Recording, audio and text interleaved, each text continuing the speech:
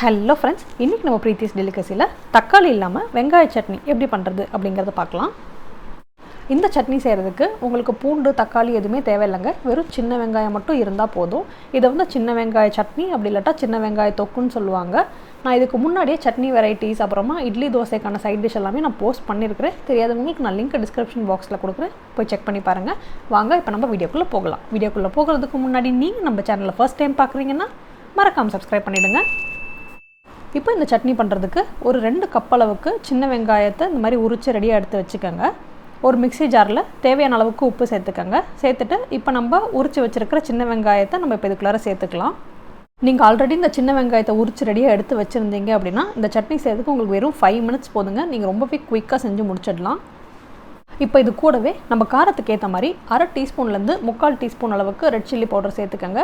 சேர்த்துட்டு தண்ணி எதுவுமே இதில் சேர்க்காமல் நல்ல ஒரு ஃபைன் பேஸ்ட்டாக ஸ்மூத்தாக நல்லா அரைச்சி எடுத்துக்கலாம். நீங்கள் இதில் சில்லி பவுடருக்கு பதிலாக காஷ்மீரி ரெட் சில்லி அந்த காஞ்ச மிளகா இருக்கும் பார்த்தீங்களா, அது சேர்த்து அரைச்சிங்கன்னா இந்த சட்னியோட கலர் இன்னும் ரொம்ப சூப்பராக ஃபேன்டாஸ்டிக்காக இருக்கும். இப்போ ஒரு கடாயில் 2 டேபிள் ஸ்பூன் அளவுக்கு எண்ணெய் சேர்த்துக்கோங்க. எண்ணெய் சூடானதும் கடுகு உளுத்தம்பருப்பு கருவேப்பிலை போட்டு தாளித்து எடுத்துக்கலாம். தாளித்ததுக்கப்புறமா இப்போ நம்ம அரைச்சி வச்சுருக்க வெங்காய பேஸ்ட்டை இப்போ நம்ம இதுக்குள்ளார சேர்த்துக்கலாம். வெங்காய விழுது சேர்த்ததுக்கப்புறமா இப்போ இந்த மிக்ஸி ஜாரில் கொஞ்சமாக ஒரு 1/4 கப் அளவுக்கு தண்ணி சேர்த்து எல்லாத்தையும் ஒரு தடவை நல்லா கழுவி இப்போ நம்ம இந்த கடாய்க்குள்ளே சேர்த்துக்கலாம். அடுப்பை மீடியம் ஃப்ளேமில் வச்சுட்டு இந்த மாதிரி கிளறி கொடுத்துட்டே இருங்க. இந்த பச்சை வாசனையெல்லாம் போகணும். அப்போ தான் வெங்காய சட்னியோட டேஸ்ட் ரொம்ப நல்லாயிருக்கும்.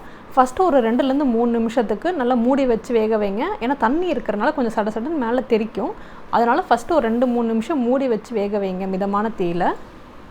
பாருங்கள் ஃப்ரெண்ட்ஸ், 5 மினிட்ஸ் கழித்து நீங்கள் பார்த்தீங்க அப்படின்னா இந்த வெங்காய சட்னியோட பச்சை வாசனை எல்லாமே கம்ப்ளீட்டாக போயிருக்கும்.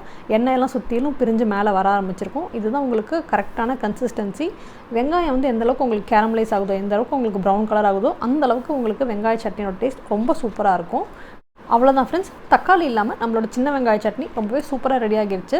இந்த சின்ன வெங்காய சட்னி இட்லி அண்ட் தோசைக்கு ரொம்பவே ஒரு ஃபேன்டாஸ்டிக்கான காம்பினேஷனாக இருக்கும். கண்டிப்பாக ட்ரை பண்ணி பார்த்துட்டு எப்படி இருந்துச்சுன்னு மறக்காமல் எனக்கு கமெண்ட் பாக்ஸில் சொல்லுங்கள். தேங்க்யூ ஃபார் வாட்சிங் த வீடியோ. என்னோட ரெசிபிஸ் உங்களுக்கு பிடிச்சிருந்ததுன்னா மறக்காமல் சப்ஸ்கிரைப் பண்ணிவிடுங்க.